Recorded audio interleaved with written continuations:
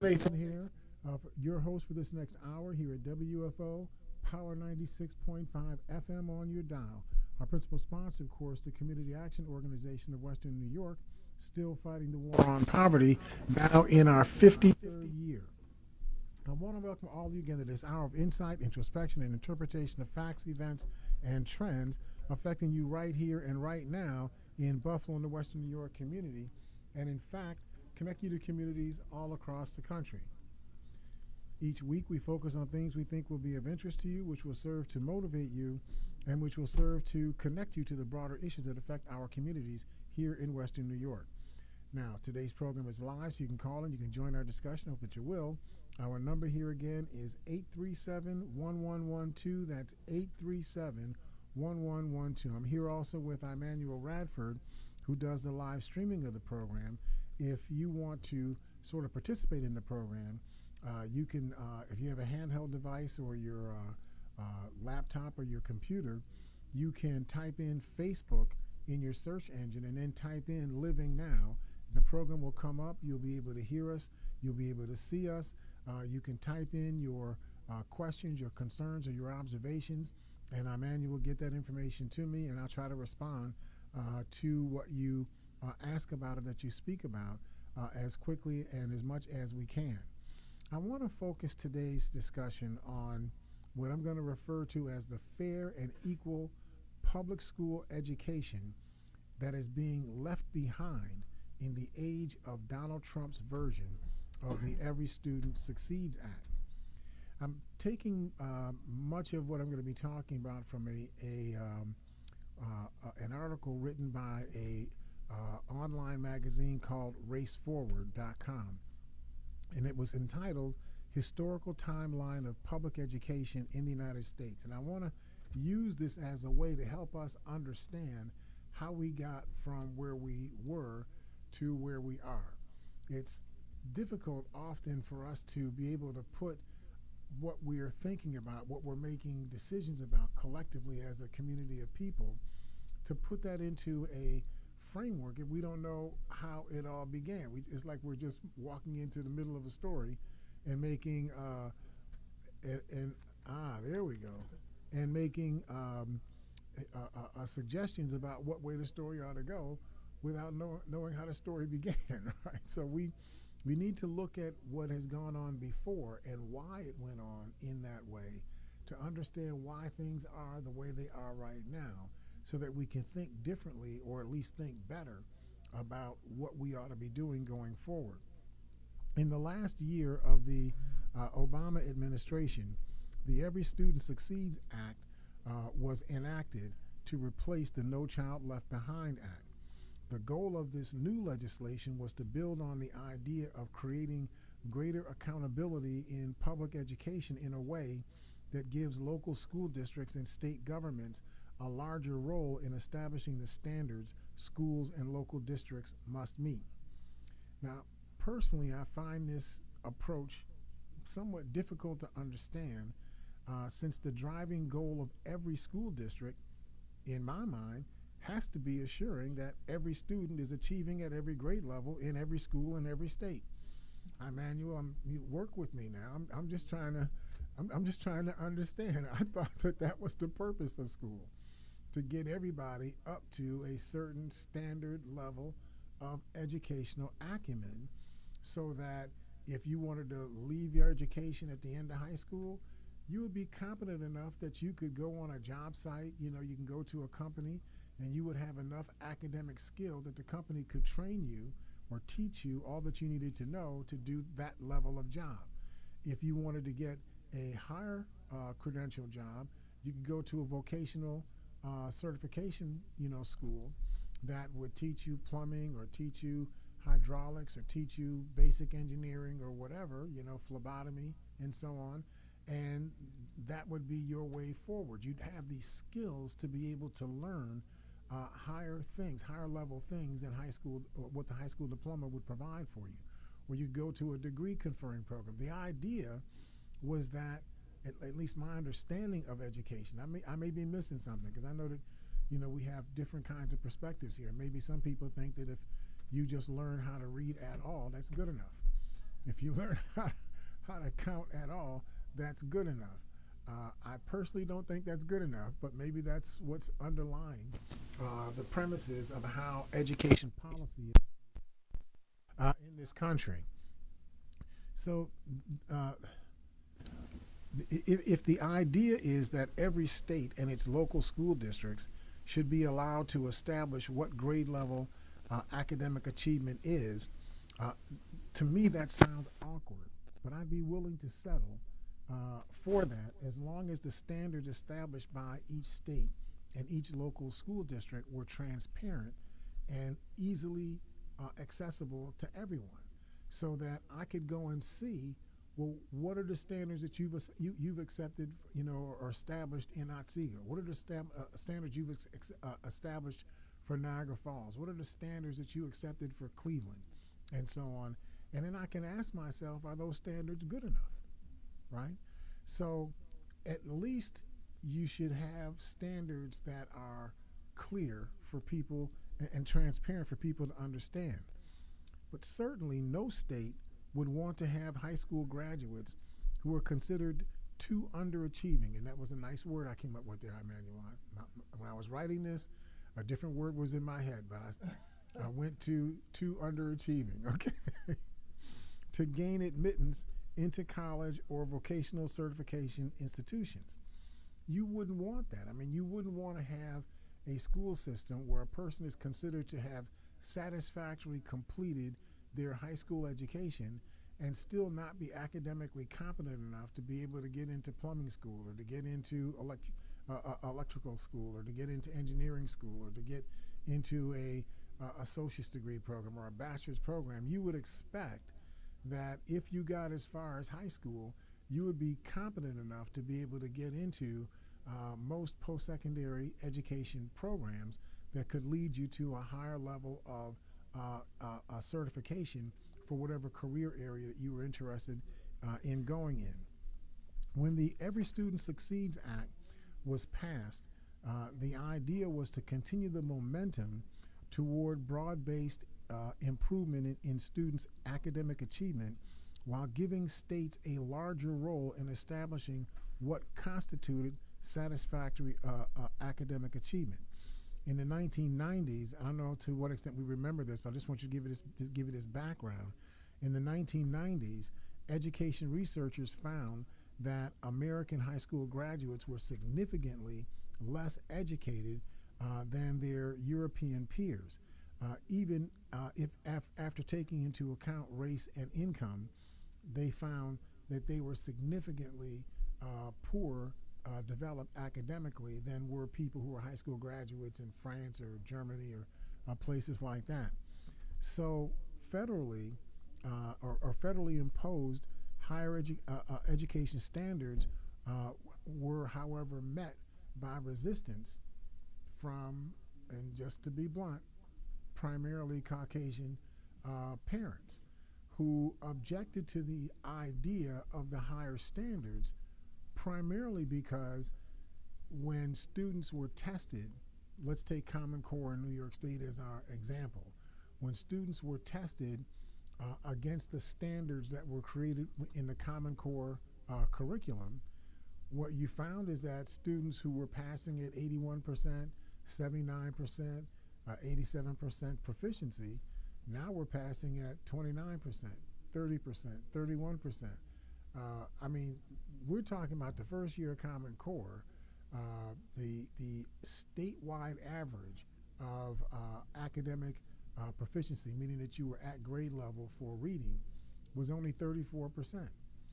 Don't get upset about that, because in the city of Buffalo, that number was more like 11% that could read and count on grade, 11%. And so what you had, and across in Erie County, was more like 31% that could read on grade, and 34% who could count on grade level. So what you had was a lot of blowback from the parents, which in this case were primarily Caucasian parents, who objected to the Common Core standards because it made their children appear to be less academically sound. That's another euphemism I came up with. Made them appear to be less academically sound. And they felt that that would hurt their children's chances of being able to get into a post-secondary, vocational, or higher education, degree conferring program. So it is clearly in the national interest to ensure that every student graduates from high school with a satisfactory level of academic achievement in reading comprehension, in language arts, English language arts, in mathematics skills, in science principles, and a second language, study skills, and writing skills. Every student has to be at grade level, every single grade, all the way through school. That's got to be what these standards are in every school. Why are we arguing about this, right? I mean, I don't even understand the Common Core standards. I mean, if a student in the 6th grade, ought to be able to do long division, ought to be able to read a 2-page, essay and figure out what the essence was of what was being talked about in that essay, ought to understand the basic principles of how plants grow and, basic things, basic scientific principles.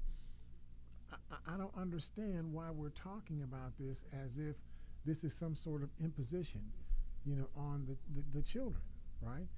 Either you need to be at these levels of development or not.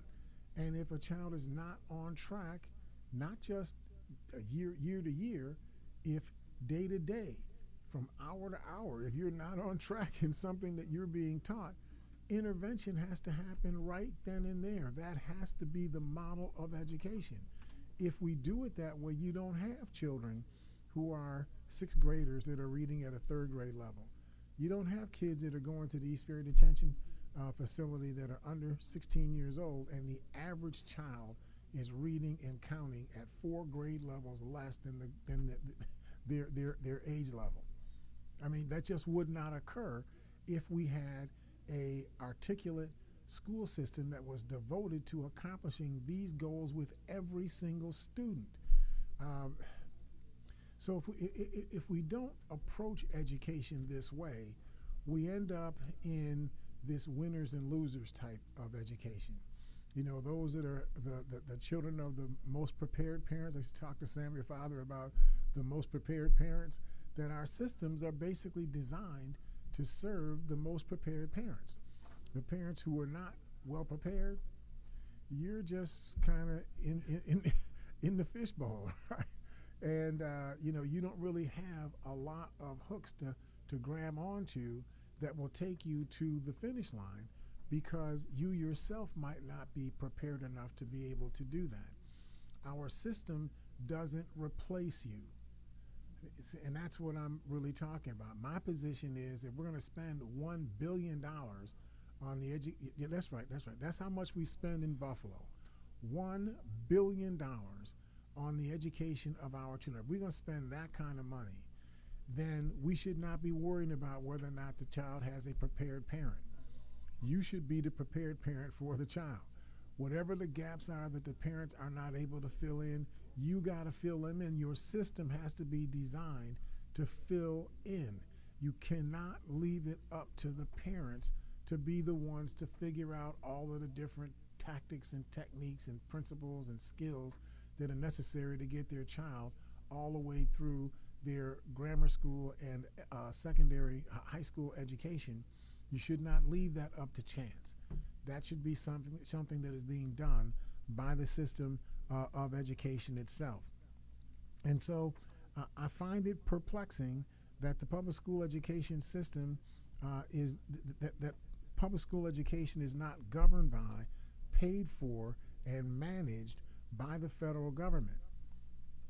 What I mean by that is, why are we leaving it up to local school districts, to Hamburg or Holland or Cheektowaga or Bowmansville or Eggertsville? Why are we leaving it up to them to come up with the money to pay for the public schools in their system? Why isn't that a federal responsibility? If everybody has to get educated in order for the country to work, then we should do something that's driven by the everybody.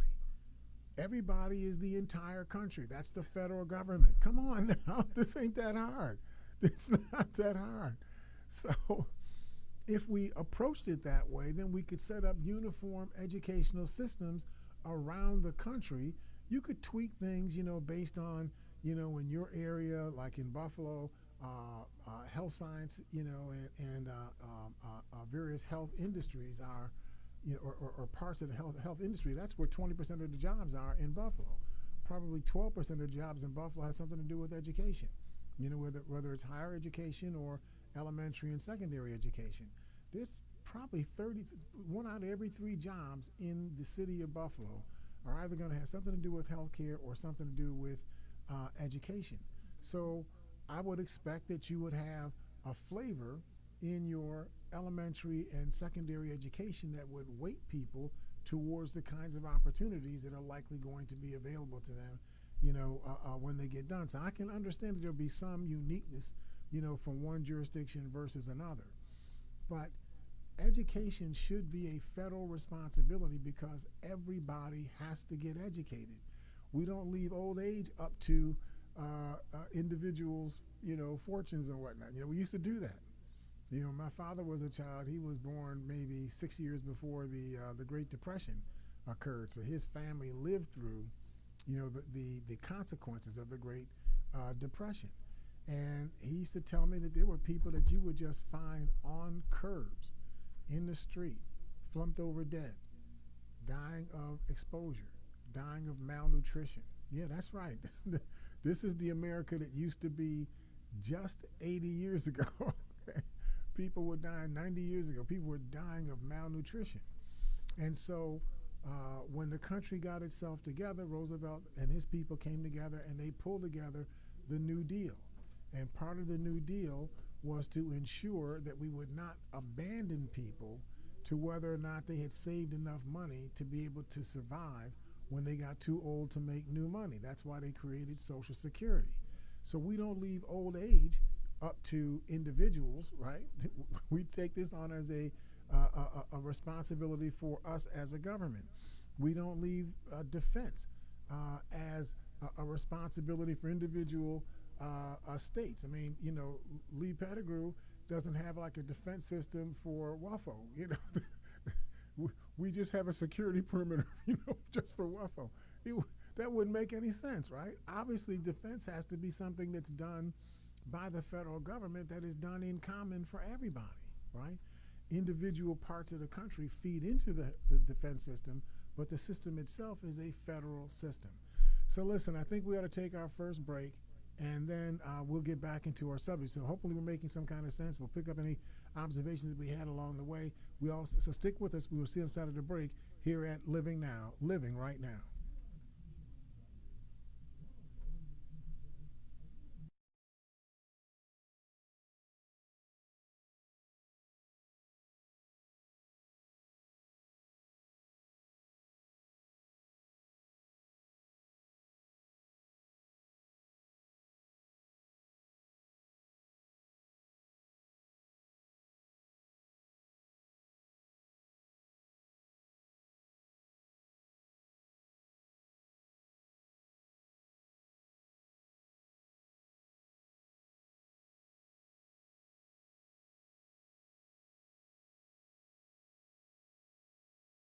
That can help turn your house into a home. Call 881-653 for more info.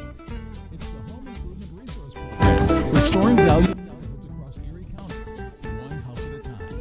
Brought to you by the Community Action Organization of Erie County. All right, welcome back to Living Now here at WFO, Power 96.5 FM on your dial. I don't know why my phones continue to keep going in and out, but we'll work our way through it. And so I was just talking about why it seems to me that we should have a federal system of public school education, not a system of public school education that is different for every single jurisdiction, every township, and so on in the United States. Emmanuel, you had an observation that. Yeah. All right. It says, I think the difference between now and the time when my dad, born in 1941, went to school is that employers expect employees to be critical thinkers, creative, mentally agile. Today's high-skilled positions require continuous learning. My dad went to Trot in Niagara Falls. He spent the majority of his adult life working on the assembly line. Robots have taken a lot of jobs that high school GED level students used to do. All right. I'm sorry. I was I was listening. You got to do it for me one more time. Okay. So basically, he's saying today's high skill positions require continuous learning. My dad went to Trot in Niagara Falls. He spent the majority of his adult life working on the assembly line. Robots have taken a lot of jobs that high school GED level students used to do. So here again is the reality, and that's what a lot of what I'm going to share with you in just a few minutes is about, that our education system has really been structured around the needs of the people who were the owners of whatever the parts of our economy are. So if the owners just needed human robots, that could just do assembly type stuff, well, that's what the school systems did, right? They just created people that could become the robots. And then once they developed machines that could do what the robots used to do, guess what happened to their need for us? We wound up being displaced. And then you had to restructure education again so that people could go at IT, information technology, or other kinds of opportunities, like in healthcare, as we had talked about, or education before. So this becomes, in fact, let me share with you some of the observations that came from this report that was done by the company was called raceforward.com, and the article was entitled Historical Timeline of Public Education in the United States, and it'll help us to understand some of the context around the observations of the listener.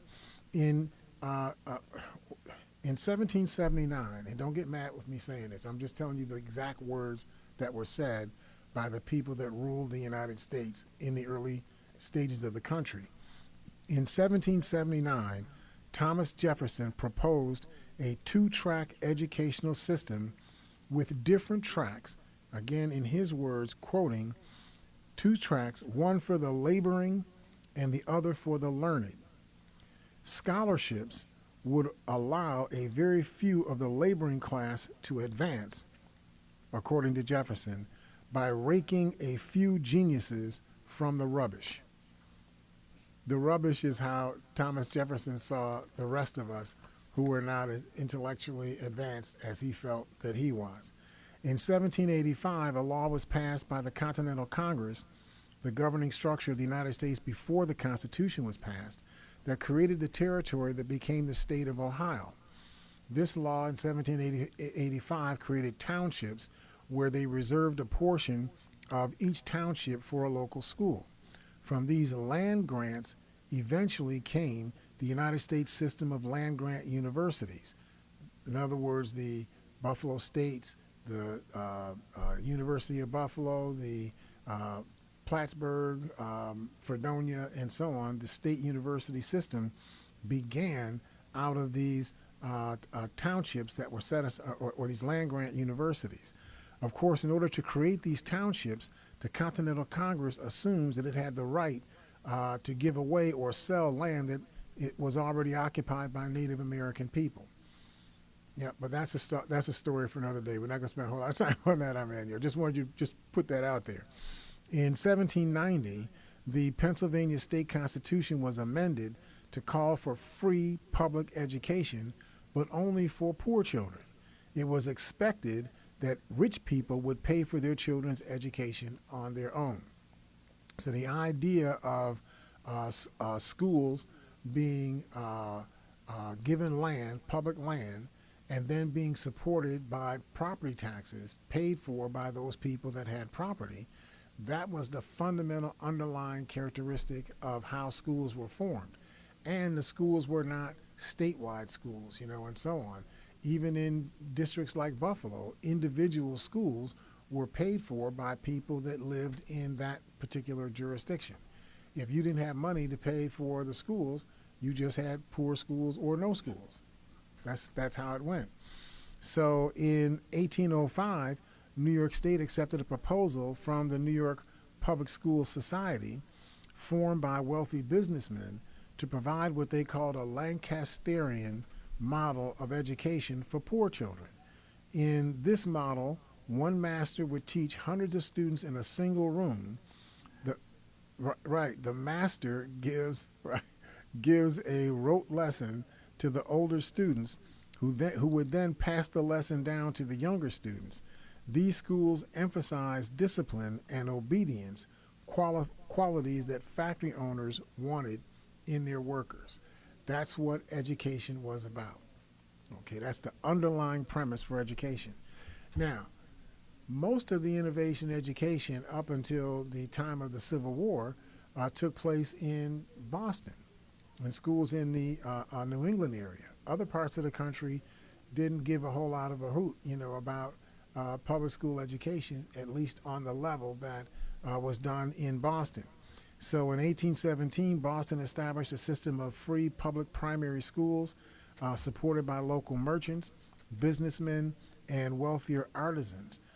Interestingly, many wage earners in Boston opposed the establishment of the free public primary schools because they didn't want to pay the taxes. Does that sound familiar to what goes on today? Don't want to pay for the schools because they don't want to have to pay taxes to support you. In other words, I don't have any kids in school anymore. Why am I paying taxes to support schools that I'm not sending a child to? This is, again, the underlying premise behind the education policy that has governed this country. In 1820, the first public high school, prior to this time there was no public high school in the United States, the first public high school in the U.S. called Boston English was open. 1827, Massachusetts passed a law making all grades of public school open to all pupils free of charge. Of course, that was not the case in most of the United States. Up through the 1830s, most southern states had laws forbidding teaching people in slavery to read. That's right. Up until the 1830s, it was illegal in the United States, all over the United States, not just in the South, all over the United States, it was illegal to teach an enslaved person to read. Even so, about 5% of the enslaved population still became literate, even though that put them at great personal risk if someone found out that they had learned how to read. During the period between 1820 and 1860, leading up to the Civil War, the combination of mega agriculture businesses gobbling up most of the American farms and the rapid growth of industrialization resulted in people leaving the farms to work in the cities. Added to that, another phenomena that we might relate to today, from 1846 to 1856, 3.1 million immigrants arrived in the United States in 1 year. 3.1 million. They represented 1/8 of the entire population of the United States. The owners of industry needed a docile, obedient workforce, and they looked to public schools to provide that docile, obedient workforce. And docile means that you would just work and take it. Don't complain, because if you complain, I take your paycheck, you're in the street. Okay? That idea of workers' rights, they didn't do that stuff, in those days, right? In 1837, Massachusetts formed one of the first boards of education and appointed Horace Mann as its first superintendent, paying as a portion of his own salary out of his own pocket. In 1848, he also continued to pay the salary of the succeeding superintendents out of an endowment from him. In 1848, Massachusetts also established that failure to attend school was a form of juvenile delinquency and it often did result in children being sent to the Massachusetts Reform School in Westborough, Massachusetts. 51, the state of Massachusetts passes its first compulsory education law. The goal is to make sure that the children of poor immigrants get civilized and learn obedience and restraint so that they may make good workers and don't contribute to social upheaval. This is what school is based on, right? In 1864, Congress makes it illegal for Native Americans to be taught in their native language. You're not allowed to speak, Navajo or, Arapi or Hopi or whatever. You're not allowed to do that. Native children are, as young as 4 years old, are taken from their parents. Now, you've just heard that recently, right, with the Donald Trump administration taking immigrant children from their parents and then not giving the kids back. Well, Native American children as young as 4 years old in 1864 were taken from their parents and sent to Bureau of Indian Affairs off-reservation boarding schools whose goal, as one Bureau of Indian Affairs official put it, is to kill the Indian to save the man.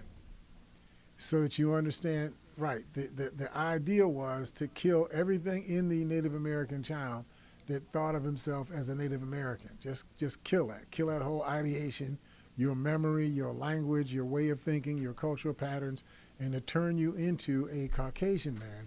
That was the purpose of education mounted by the Bureau of Indian Affairs.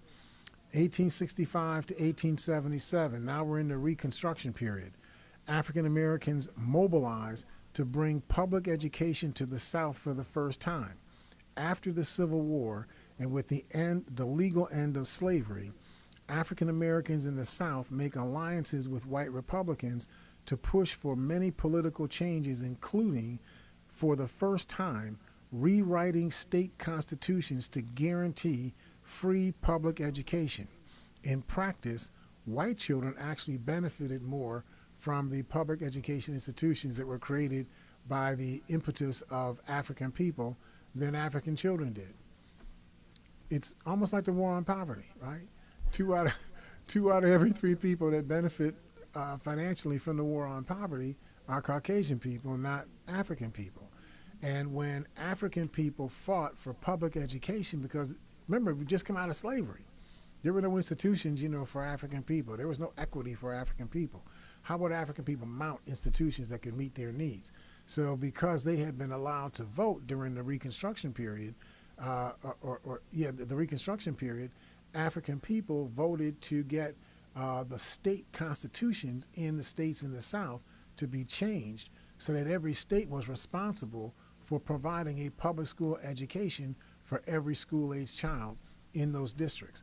That then became the basis for public school education becoming the responsibility of every single state in the United States. You couldn't have one system for just the 8 or 9 southern states. They had to mount that system for all of the states. And because of the advocacy of African people and their political power, they were able to get a school education established in the South, free public school education, and then that became the standard for all of the states in the United States. You would not have the public school education system that you have today if it were not for the African people who fought for it in the 1865 to 1877 period. However, 1893 to 1913, the size of the school boards in the country's 28 biggest cities was cut in half. Most local district or ward-based positions were eliminated in favor of citywide elections. This means that local immigrant communities lost control of their schools. It meant that African communities lost control of their schools. Makeup of school boards changed from small local businessmen and some wage earners to professionals like doctors and lawyers, big businessmen and other members of the richest classes. In other words, what they did when they began to see what the power was of these locally driven school districts that were operating specifically in the interest of the needs of the people in those small local jurisdictions, that apparently contradicted the interests of the fat cat business owners, the people that wanted to maintain absolute control over the development of the people. So they took over the school boards. They knocked out all of the local people that were manning the local school boards, and they turned their local school boards into something that was controlled by mega business people, in their areas. 1896, one of the consequences of this decision manifests itself. The Plessy versus Ferguson decision, the Supreme Court rules that the state of Louisiana has the right to require separate but equal railroad cars for black and white riders. This decision meant that the federal government officially recognized segregation as legal. One result of this is that the southern states passed laws requiring racial segregation, not making it legal. They passed laws requiring racial segregation in public schools. We have a caller hanging on. Let me grab that call real quick. Hi, caller. Are you there? Yes. Good morning, Mr. Hare. Hi, Mother Dora. How you doing? I'm doing pretty good. Speaking of education, the reason I'm calling today, I want to announce the winners of the 9th annual Romeo Dora Muhammad Scholarship. This is 9 years. I'm holding on by a thin thread, but I'm still doing it.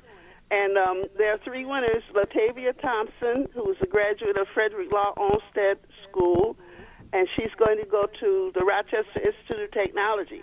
All right. Deanna Johnson, who is also a graduate of Frederick Law Olmsted, is going to Damon College, and Jaleel Carpenter, who graduated from the Western New York Maritime Charter School, is going to Duville College, and he received an Advanced Regents Diploma.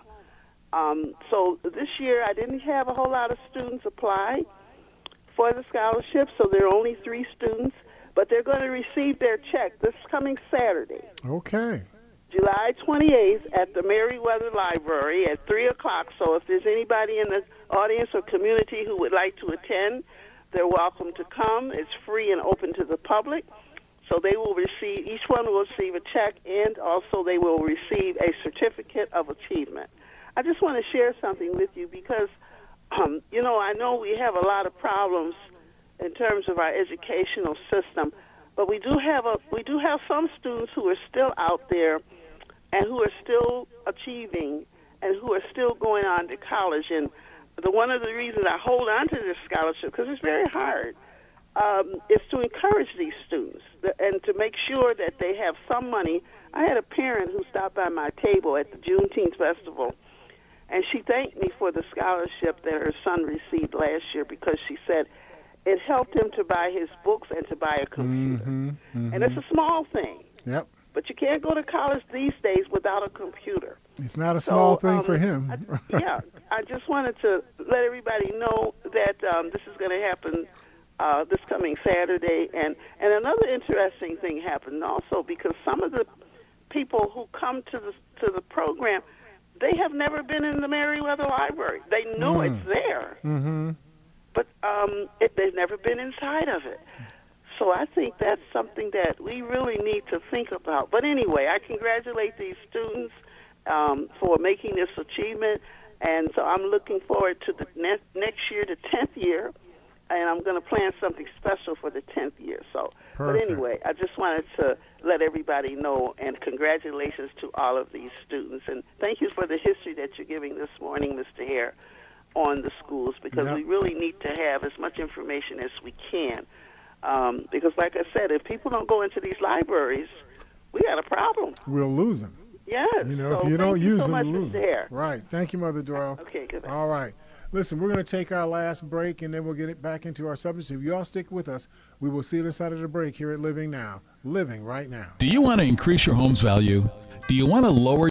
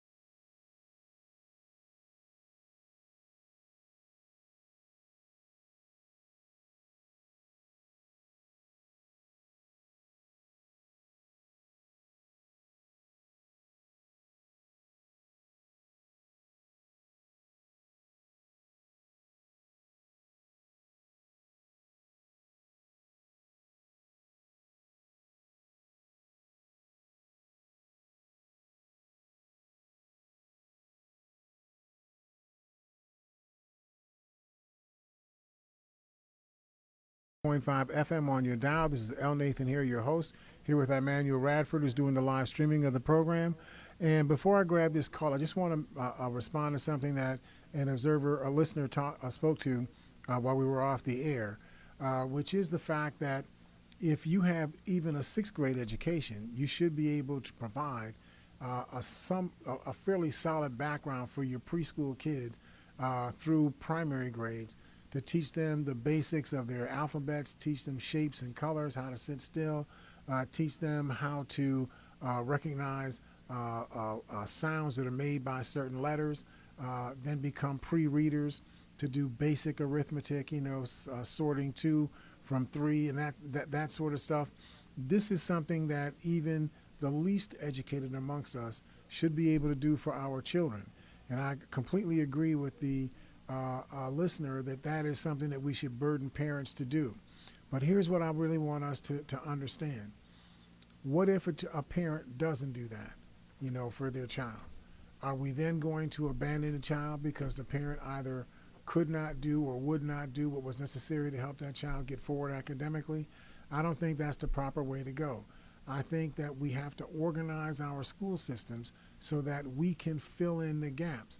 Now, of course, it's hard to do that and simultaneously keep giving 3 and 4% raises to people and, keep giving people, I won't even go through all of the stuff and all of the benefits and whatnot that people get. It just seems to me that we put all of our eggs into the basket where there are no other eggs. The only eggs in the basket are our eggs, right? The people that work in the system ought to be putting their equity in the basket. We as the people who are paying for the system should be putting our eggs in that basket with the idea that we're going to grow more chickens, more people that are going to be able, competent people. And so that to me means that everybody has to be driven by the same objective and has to organize themselves around that objective. You can't have a process that doesn't lead to the successful education of the children and say, yeah, but, I can prove that I presented this, by week 3. I presented this by week 7. It can't be that kind of a process. It has to be a process where everything that we do is driven around everybody has to learn everything every single time. That has to be the way that we do it. We have a caller hanging on. Let me grab that call real quick. Hi, caller. Are you there? Good morning, Nathan. Yes. I want to say you're an honest man because at least with you, I understand exactly where you stand on all of this because you present the facts as you see it, and that is a man of integrity, and I thank you for that. We don't always agree, but I still thank you because at least I do understand where you are coming from things. I have a question. Sure. When I teach my grandchildren certain things, I fight a school system that teaches my grandchildren other things. I can give you 2 quick examples. They could teach our grandchildren that global warming is the greatest threat to humanity at this particular point, but just in the last, from June 2nd to July 4th, we've had 6 asteroids that have either hit or just missed the planet. And I consider that a much greater threat than global warming, and yet our politicians ignore that type of stuff, Nathan. Believe me, they're not working on it. Or I can teach them their heritage, that there is a God and that there's a very special place, but yet the school system will go out of its way to teach them evolution and not even allow the talk of creation in the classroom, in which what you had said is religious instruction, and that's fine with me, but I can't even get anybody to go along with that particular part of the conversation. So how do you fight the system, Nathan? And I'll just hang up and listen because with you, I understand exactly where you're coming from. So thank you, Nathan. God bless you, and have a beautiful week. All right. Thanks, Bob. The idea of religious instruction, it seems to me that you have to normalize being a faith-driven person for people. Normalizing something doesn't mean that you say everybody has to do it. It just means that you teach it as if it's a normal thing for people to do. That, I think, is part of what your educational process is about. But I also think, as much as I'm not necessarily, I don't even know what the right way is to frame this, I don't really grasp much of what is meant by homosexuality in terms of how that all evolves. I'm not saying there's anything wrong or right about it. I just don't have a lot of ideation, about it. But it's still normal in the sense that just because you're homosexual, you should be able to go to any store, go to any restaurant, go to any hotel. You should be able to apply for any job. You should be able to get a loan, from a bank for a mortgage or a business startup, and so on. I mean, if you're an American citizen, everything that you're supposed to get as an American citizen, it seems to me, you're supposed to be able to get. The issue of whether or not you're a homosexual or whether you're a rancher or whatever you are, I don't see where those things are inconsistent. And so that's part of what I think has to be driven by the people. We have to become people that stop allowing ourselves to be driven by these very nuanced issues that cause all of this division amongst us that really don't make a lot of difference in terms of our lives and whatnot. We need to make sure that everybody can read, that they can write, that they can count, that they understand scientific principles, they can study on their own, they can do research, that they learn a second language. We're a border city.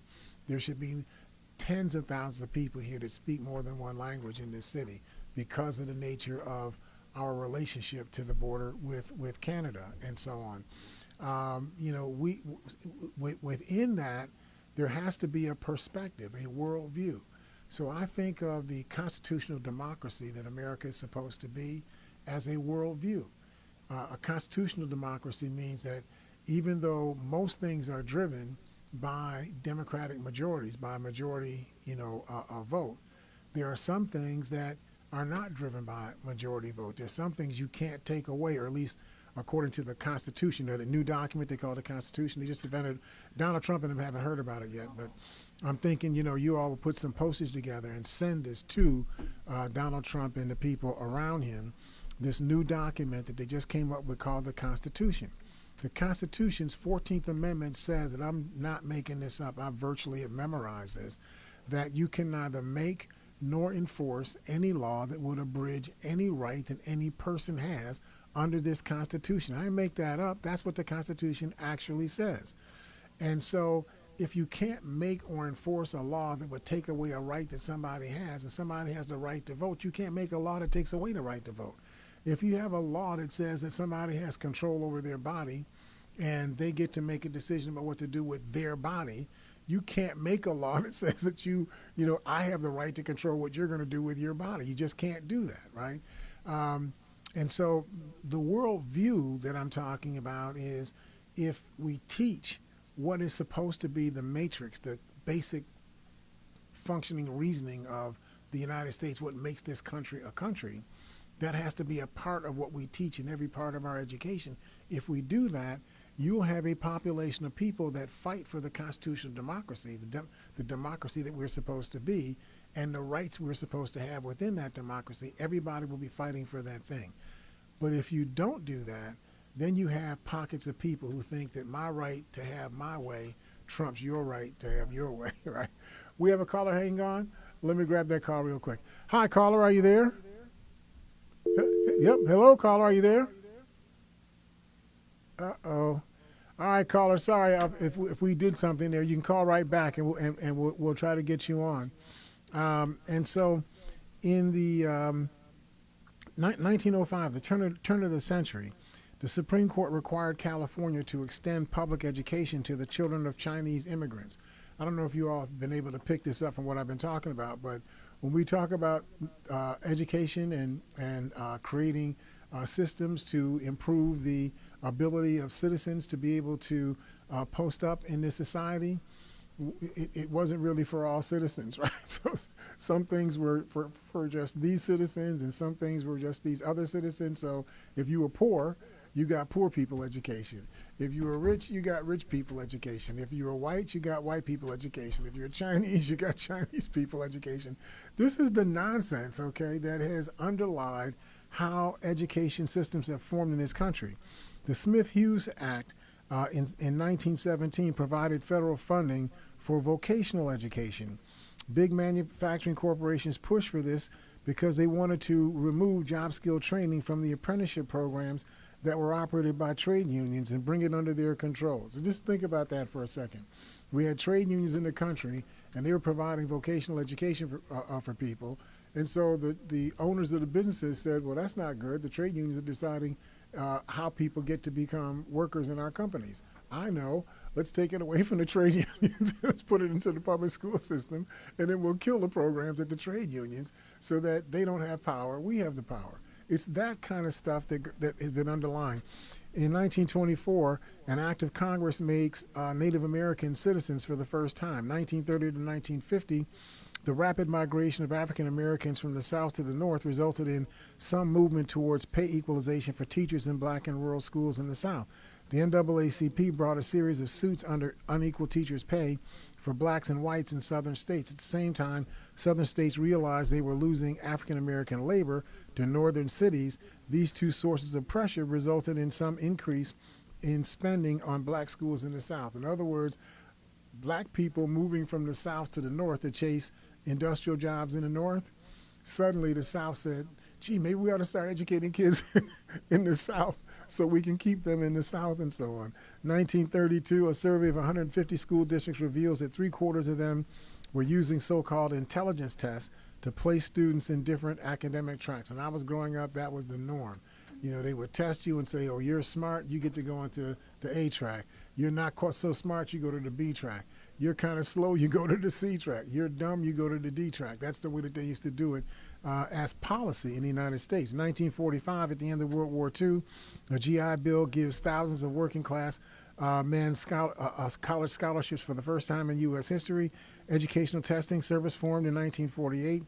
I won't get into all of that. 1954, Brown versus the Board of Education of Topeka, Kansas. The Supreme Court unanimously agrees that segregated schools are inherently unequal and must be abolished.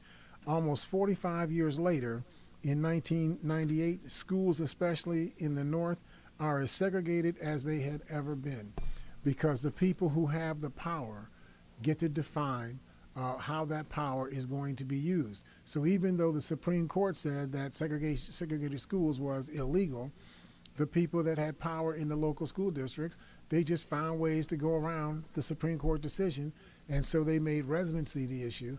And so if residency was the issue, and they moved to places that were largely 80, 90%, 100% white, and then the schools were drawn from the residential communities, there you go. You ended up with segregation all over again without having to call it segregation. 1957, a federal court orders integration of Little Rock, Kansas public schools.